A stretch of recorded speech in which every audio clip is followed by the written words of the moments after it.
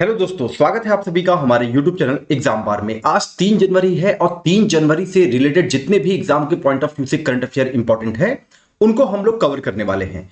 तो देख लेते हैं कि किन किन टॉपिक पे हमको डिटेल में बात करना है। व्यक्ति विशेष में हम बात करेंगे अरुण योगी राज के बारे में, जानेंगे कि ये न्यूज में क्यों बने हुए थे। उसके बाद हम बात करेंगे रामायण वैक्स म्यूजियम के बारे में। लीची की खेती से लेकर क्या डेटा सामने आया है इस पे हम लोग डिटेल में बात करेंगे। और बता दें कि आरओ में एक सिलेबस में आपके पार्ट है एग्रीकल्चर का, तो यहां से बहुत ही इंपॉर्टेंट डेटा निकल के आ रहा है, उसको हम लोग कवर करेंगे। उसके बाद हम बात करेंगे उत्पादन आधारित प्रोत्साहन योजना यानी कि पीएलआई योजना, ये न्यूज में क्यों बना हुआ था और एक प्रकार से इसका हम रिवीजन करने वाले हैं। ये भी हमारे एग्जाम के लिए बहुत इंपॉर्टेंट होगा। फिर बात करेंगे हम भारतीय मुद्रा का अंतरराष्ट्रीयकरण। भारत और सऊदी अरब के बीच में भारतीय मुद्रा में आदान प्रदान हुआ है और ये जो टॉपिक है ये हमारे पीटी कम मेंस कम एसी, ये सभी के लिए बहुत इंपॉर्टेंट है। तो इसके बारे में हम लोग डिटेल में बात करेंगे और अंत में लिथियम न्यूज में क्यों बना हुआ था इस पे हम लोग डिटेल में बात करेंगे। तो चलिए शुरुआत करते हैं आज के करंट अफेयर के इंपॉर्टेंट क्वेश्चन के साथ। तो यहां का आज का प्रश्न है, लिथियम का शीर्ष उत्पादक देश है। आपको बताना है कि किस देश में लिथियम सर्वाधिक उत्पादक होता है। आपके ऑप्शन है चीन, चिली, अर्जेंटीना या फिर ऑस्ट्रेलिया। अगर आपको इसका राइट आंसर पता है तो आप कमेंट सेक्शन में जरूर मेंशन करें। चलिए आगे बढ़ते हैं और बात करते हैं राष्ट्रीय और अंतरराष्ट्रीय के वन लाइनर यानी कि शॉर्ट न्यूज के बारे में, जो कि हमारे एग्जाम के लिए इंपॉर्टेंट है। सबसे पहले बता दें कि पहला पॉइंट है, सड़क परिवहन और राजमार्ग मंत्रालय ने हाल ही में संसद में एक दस्तावेज प्रस्तुत किया है जिसमें खुलासा किया गया है कि केरल सबसे अधिक वित्तीय बोझ वहन करता है। इसके बाद हरियाणा और उत्तर प्रदेश का स्थान आता है। इसको आप ध्यान रखेंगे क्योंकि ये सरकारी डेटा है तो हमारे एग्जाम के लिए इंपॉर्टेंट हो सकता है।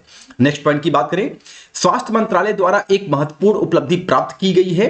राष्ट्रीय सिकल एनीमिया उन्मूलन मिशन के तहत सिकल सेल रोग के लिए 1 करोड़ से अधिक लोगों की जांच की गई है। बता दें कि राष्ट्रीय सिकल सेल एनीमिया उन्मूलन मिशन 1 जुलाई 2023 को मध्य प्रदेश के शहडोल में प्रधानमंत्री मोदी द्वारा शुरू किया गया था। यह बहुत ही इंपॉर्टेंट फैक्ट होगा, इसको आप ध्यान रखेंगे। नेक्स्ट पॉइंट की बात करें, दिल्ली नगर निगम का बागवानी विभाग दिल्ली में अपने ट्री एम्बुलेंस बेड़े को बढ़ाने का निर्णय लिया है, जिसका लक्ष्य 2024 तक मौजूदा संख्या को 12 तक बढ़ाना है। तो यहां पे आपको ध्यान रखना है कि अगर एग्जामिनर प्रश्न बनाता है कि निम्नलिखित किस राज्य या केंद्र शासित प्रदेश में ट्री एम्बुलेंस सेवा शुरुआत की गई है, तो आपको ध्यान रखना होगा दिल्ली में। नेक्स्ट पॉइंट की बात करें, Punjab navigation system Maples app पर ब्लैक स्पॉट के रूप में सभी 784 दुर्घटना संभावित क्षेत्रों का व्यापक मैपिंग करने वाला पहला भारतीय राज्य बन गया है। चूंकि ये पहला भारतीय राज्य बना है जिसने दुर्घटना संभावित क्षेत्रों का व्यापक मैपिंग कराया है, तो ये हमारे एग्जाम के लिए इंपॉर्टेंट होगा, इसको भी आप ध्यान रखेंगे। नेक्स्ट पॉइंट की बात करें, स्वीडन में लिंकोपिंग विश्वविद्यालय के शोधकर्ताओं ने हाल ही में एक इलेक्ट्रॉनिक मिट्टी बनाई है जो कि हाइड्रोपोनिक वातावरण में पौधों के विकास में तेजी लाने में सक्षम है। अब चूंकि ये इलेक्ट्रॉनिक मिट्टी से रिलेटेड है तो हमारे एग्जाम के लिए इंपॉर्टेंट होगा, आपको ध्यान रखना होगा। स्वीडन के एक विश्वविद्यालय है जिसका नाम है लिंकोपिंग विश्वविद्यालय, वहां के शोधकर्ताओं ने इसको जो है इसका निर्माण किया है। नेक्स्ट पॉइंट की बात करें, अमेरिकी जनगणना ब्यूरो के द्वारा जारी आंकड़ों के अनुसार पिछले वर्ष वैश्विक जनसंख्या में 75 मिलियन लोगों की वृद्धि हुई है और 1 जनवरी 2024 तक यह 8 बिलियन से अधिक हो गई है। इसको आप ध्यान रखेंगे। नेक्स्ट पॉइंट की बात करते हैं, इंडोनेशिया में लेबो टोबी ज्वालामुखी विस्फोट के बाद हजारों लोगों को वहां से निकाला गया है। तो यहां पे जो आपको फैक्ट ध्यान रखना है कि लेबो टोबी ज्वालामुखी किस देश में है, इंडोनेशिया में है। बता दें कि इंडोनेशिया में लगभग 130 सक्रिय ज्वालामुखी है। अब आगे बढ़ते हैं, बात करते हैं नेक्स्ट पॉइंट की।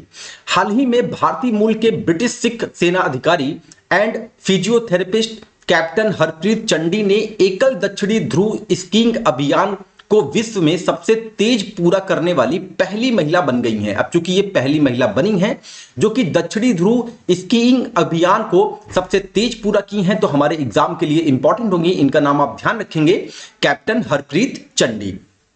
नेक्स्ट पॉइंट की बात करें, नई दिल्ली दूसरे खेलो इंडिया सब जूनियर हॉकी लीग की मेजबानी कर रहा है, इसको भी आप ध्यान रखेंगे। ओमान के मस्कट में खेले जाने वाले हॉकी विश्व कप में भारतीय पुरुष टीम की कप्तानी पीलीभीत जिले के ग्राम मझारा निवासी अंतर्राष्ट्रीय हॉकी खिलाड़ी सिमरनजीत सिंह को सौंपी गई है। यानी कि सिमरनजीत सिंह भारतीय पुरुष हॉकी टीम के कप्तान होंगे, जो कि विश्व कप का जो है वहां पे खेलने जा रही है। कहां पे? ओमान में विश्व कप का आयोजन होने वाला है हॉकी के, इसको भी आप ध्यान रखेंगे। और सिमरनजीत सिंह का संबंध यूपी से है, इसको भी आप ध्यान रखेंगे, हमारे एग्जाम के लिए ये इंपॉर्टेंट होगा। तो ये तो रहे शॉर्ट न्यूज यानी कि वन लाइनर समसमय की, जो कि 3 जनवरी से इंपॉर्टेंट है। अब आगे बढ़ते हैं और बात करते हैं डिटेल में व्यक्ति विशेष में अरुण योगीराज, ये हमारे एग्जाम के लिए क्यों इंपॉर्टेंट है। तो न्यूज यह है कि कर्नाटक के जाने माने मूर्तिकार अरुण योगीराज की बनाई गई रामलला की मूर्ति की प्राण प्रतिष्ठा अयोध्या में निर्मित भव्य राम मंदिर में लगाई जाएगी। यानी कि जो राम मंदिर में जो मूर्ति रखी जा रही है रामलला की, वो अरुण योगीराज ने बनाई है। इसको आप ध्यान रखेंगे, हमारे एग्जाम के पॉइंट ऑफ व्यू से बहुत इंपॉर्टेंट होगा। साथ ही 22 जनवरी, ये डेट भी आप याद रखे रहिएगा, क्योंकि ये जो है इसी दिन रामलला मंदिर का उद्घाटन किया जाएगा।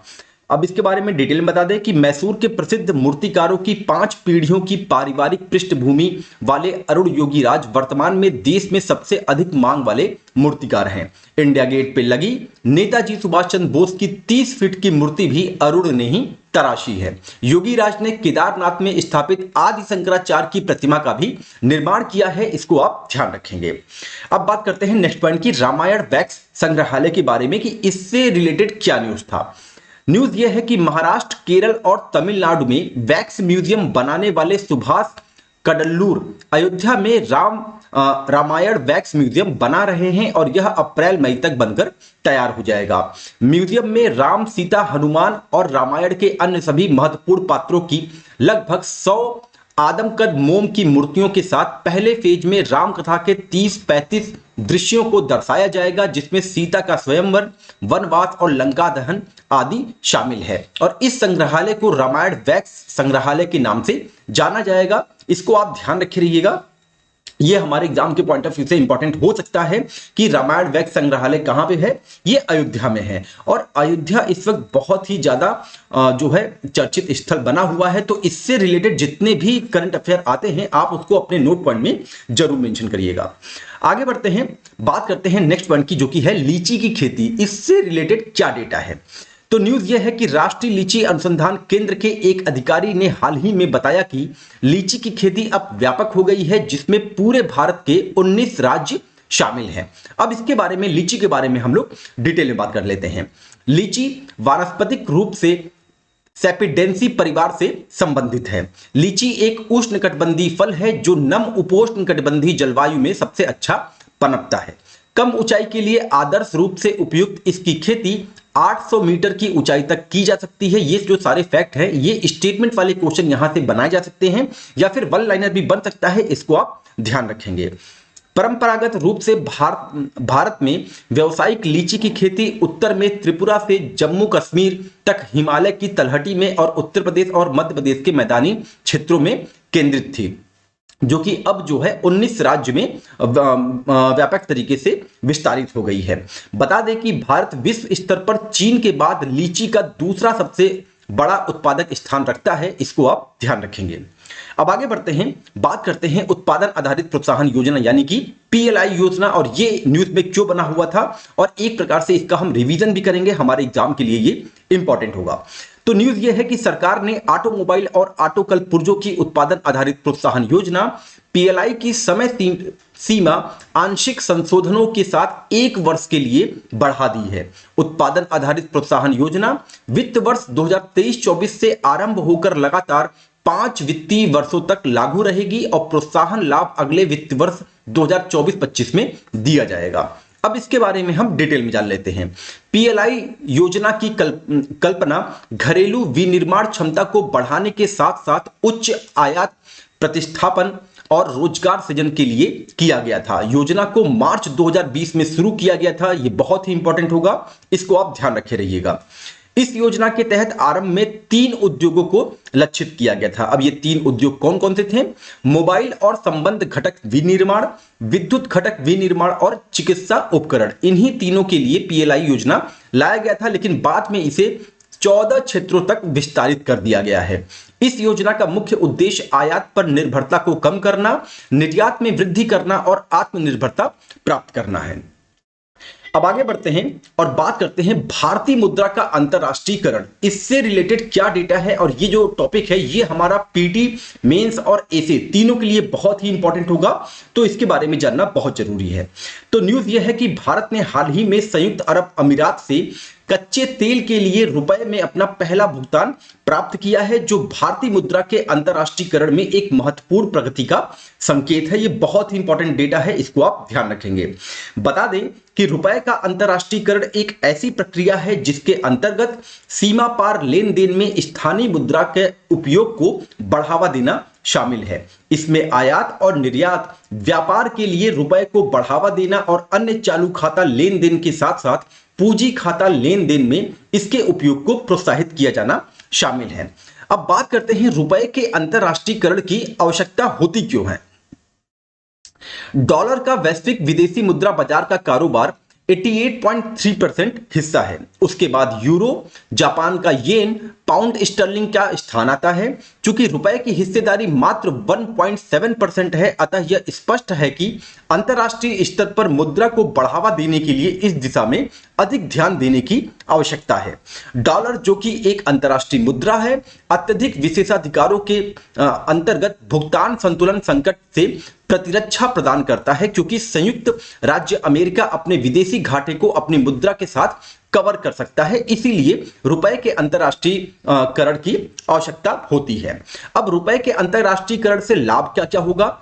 अंतरराष्ट्रीय व्यापार में रुपए की मांग बढ़ने से भारत से जुड़े व्यवसायों और व्यक्तियों के लिए सुविधा बढ़ सकती है और लेन देन लागत कम हो सकती है। अंतरराष्ट्रीय मुद्रा की विनिमय दर यानी कि एक्सचेंज रेट को स्थिर करता है, जिससे अस्थिरता कम हो जाती है। रुपए का अंतरराष्ट्रीयकरण भारत के भू राजनीतिक प्रभाव को बढ़ा सकता है, आर्थिक संबंधों, द्विपक्षीय व्यापार समझौतों और राजनयिक संबंधों को बढ़ावा दे सकता है। निपटान मुद्राओं में विविधता लाने से डॉलर पर निर्भरता कम करके वैश्विक मुद्रा झटके के खिलाफ भारत की अर्थव्यवस्था मजबूत हो सकती है। इसको आप ध्यान रखेंगे। अब आगे बढ़ते हैं और बात करते हैं लिथियम। ये न्यूज में एक शो बना हुआ था और हमारे एग्जाम के लिए बहुत इंपॉर्टेंट होगा, क्योंकि ये साइंस का पोर्शन कवर करेगा। तो न्यूज ये है कि भारत अर्जेंटीना में 5 लिथियम ब्लॉकों के लिए एक बड़ा सौदा प्राप्त करने के लिए बातचीत के अंतिम चरण में है, जो एक संभावित महत्वपूर्ण विकास का संकेत देता है। और लिथियम, जो कि पहले ब्रिक्स में शामिल होने वाला भी था, लेकिन अब जो है अर्जेंटीना के राष्ट्रपति ने मना कर दिया है। तो ये अर्जेंटीना से रिलेटेड न्यूज है, इसको भी आप ध्यान रखेंगे कि भारत अर्जेंटीना में 5 लिथियम ब्लॉकों के लिए एक सौदा करने वाला है। अब लिथियम के बारे में बात कर लें। लिथियम एक क्षार खनिज है जिसे श्वेत स्वर्ण भी कहा जाता है। यह नरम चांदी जैसी सफेद धातु, जो आवर्त सारणी की सबसे हल्की धातु है, लिथियम होता है। लिथियम प्राकृतिक रूप से विभिन्न खनिजों में पाया जाता है, जिनमें स्पोड्यूमिन, पेटालाइट और लेपिडोलाइट शामिल है। अर्जेंटीना, चिली और बोलिविया से बना लिथियम त्रिकोण, इसमें विश्व के ज्ञात लिथियम का लगभग आधा हिस्सा शामिल है। लिथियम के शीर्ष उत्पादक देश जो हैं वो क्रमशः ऑस्ट्रेलिया, चिली, चीन और अर्जेंटीना है। ये एग्जाम के पॉइंट ऑफ व्यू से बहुत इंपॉर्टेंट प्रश्न है, और आज के प्रश्न का आंसर भी यहीं पे है कि लिथियम का जो सबसे शीर्ष उत्पादक देश है वो ऑस्ट्रेलिया है। लिथियम स्मार्टफोन, लैपटॉप, इलेक्ट्रॉनिक वाहन और अन्य इलेक्ट्रॉनिक्स में उपयोग की जाने वाली रिचार्जेबल बैटरी का एक महत्वपूर्ण घटक है। इसको आप ध्यान रखें। साथ ही बता दें कि हाल ही में जम्मू कश्मीर के रियासी जिले में सलाल हैमान क्षेत्र में अनुमानित 5.9 मिलियन टन विशाल भंडार लिथियम भंडार का पता चला है, और इसके साथ ही झारखंड के कोडरमा तथा गिरिडीह क्षेत्र में अतिरिक्त भंडार की खोज की गई है। भारत के परिप्रेक्ष्य में इसको भी आप ध्यान रखेंगे। अब मैप में देख लेते हैं। देखिए यहाँ पे ऑस्ट्रेलिया जो है शीर्ष उत्पादक देश है लिथियम का, इसको आप ध्यान रखेंगे। उसके बाद चिली है, फिर चीन है, फिर अर्जेंटीना और ब्राजील का नाम आता है। और जो हम लिथियम ट्रायंगल की बात कर रहे थे वो चिली, अर्जेंटीना और बोलिविया से मिलकर बनता है। इसको भी आप ध्यान रखेंगे, बहुत ही इंपॉर्टेंट फैक्ट है। तो ये तो रहा 3 जनवरी से रिलेटेड इंपॉर्टेंट करंट अफेयर।